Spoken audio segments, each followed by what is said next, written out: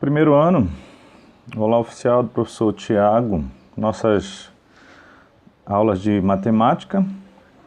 Estamos aqui já meio que fechando o nosso conteúdo e vamos analisar aqui, depois de termos visto função exponencial, agora a gente vai estender essa nossa ideia com a função logarítmica. Não sei se você já escutou isso em algum lugar.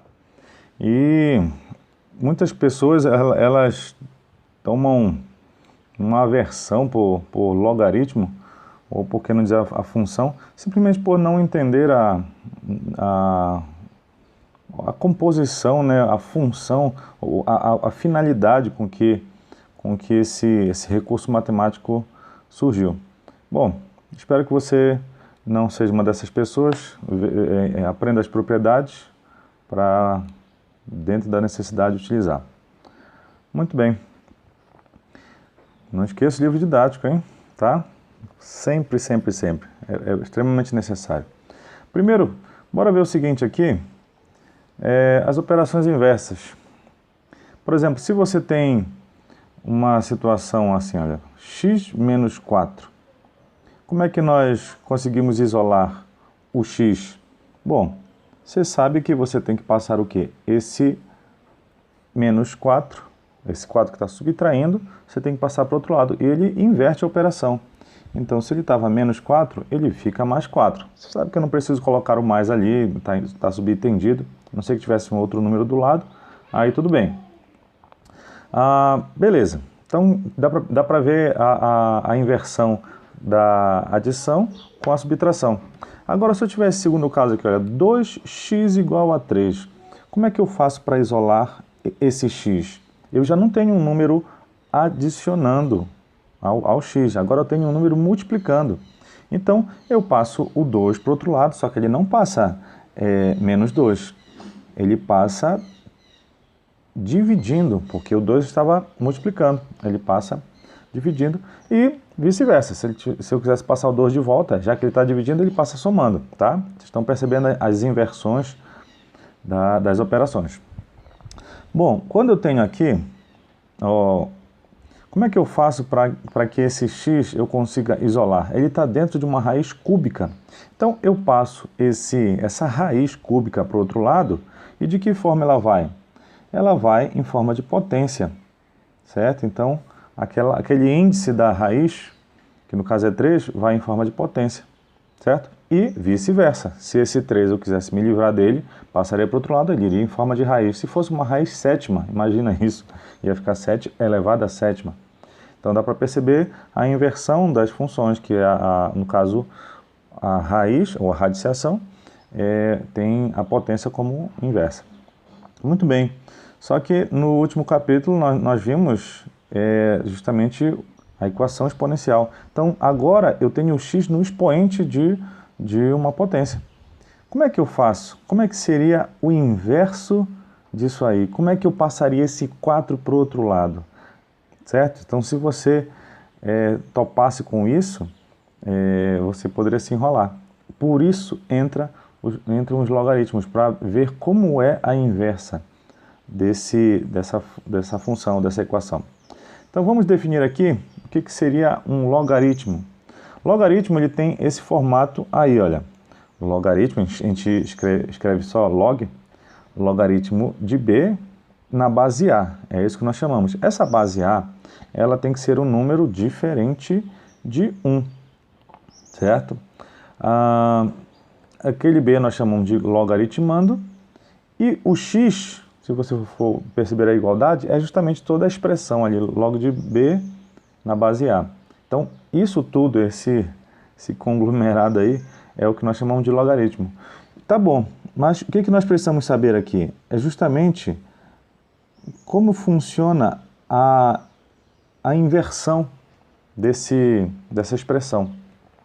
Bom, a inversão fica o seguinte, esse a, que é a base do logaritmo, ele passa para o outro lado, em forma de base, já que ele é base, só que daquele número x. Então vai ficar desse jeito, olha aqui.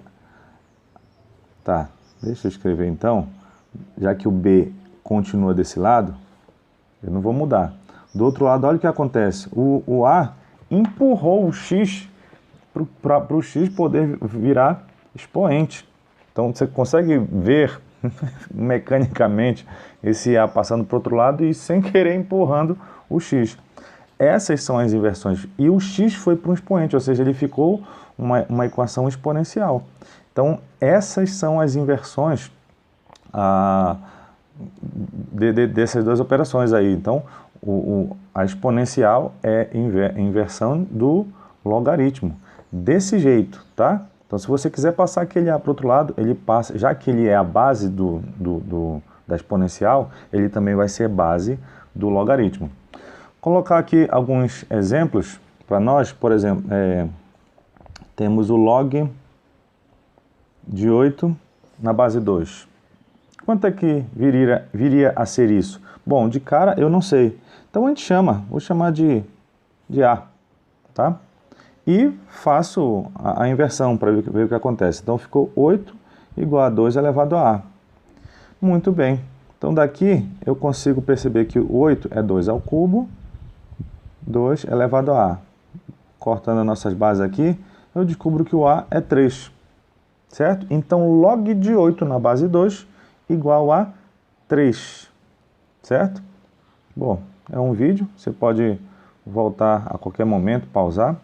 Outro exemplo aqui seria o log de 1/4 na base 2.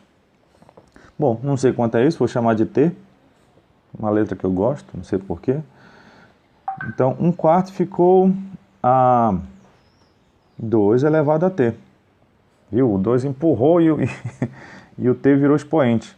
Bom, 1/4, se você for lembrar, eu posso inverter isso. Ficou 4 elevado a menos 1, 2 elevado a t.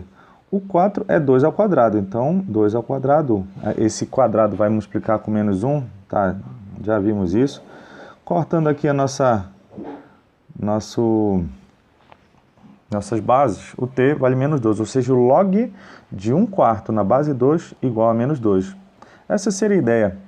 Bom, vamos resolver no segundo vídeo várias coisas, então aqui é só para pegar a ideia. Temos uma convenção que é importante, sabe? Porque chegou um momento que ficou interessante definir uma base 10, que aí seriam o que nós chamamos de logaritmos decimais. Deixa eu escrever aqui para você. Logaritmos decimais. E isso ajuda muito em várias áreas da ciência, né? A parte das biológicas, até mesmo da engenharia, que nós temos números muito grandes, porque a gente está trabalhando com expoente. Então imagina que eu tenho o número 2 elevado a 40, então eu vou multiplicar 40 vezes o 2, vai dar um número gigante. Só que quando eu faço o logaritmo desse número, ele fica praticamente o expoente. Então, em vez de 2 a 42, que eu vou multiplicar 42 vezes o 2, eu vou trabalhar só com o 42. Então, quando eu for traçar um gráfico, é bem mais fácil eu mexer com esse 42 do que um número imenso. Essa é a ideia. Então, todas as vezes que você só perceber escrito log de x, já está implícito que aquilo ali é uma base 10, certo? Então, por exemplo, se eu tiver o log de, por exemplo, 10.000, certo? Isso aqui é o log de 10.000 na base 10. Então, isso aqui vai ser C, por exemplo. Então, fica 10.000. E aí, a base que é 10, que está implícita, empurra o C lá para cima. 10.000 é 10 a quarta. Então, percebo que log de 10.000, não precisa dizer na base 10, é igual a 4. Tá? Tem um macete interessante aí, é só contar o número de zeros quando está na base 10. E isso se tiver tudo na potência, assim, não vai inventar de pensar de outra forma. Na dúvida, faça o cálculo normal. Quais são as consequências do logaritmo? Se nós temos o logaritmo de 1 em qualquer base, esse valor sempre vai dar zero. Por quê? Porque se eu for usar a propriedade, vai ficar o A elevado a zero. Qualquer número elevado a zero é 1, certo? Então, o logaritmo de 1 em qualquer base sempre é 0. E o logaritmo de um número, na mesma base, na base do mesmo número, é 1.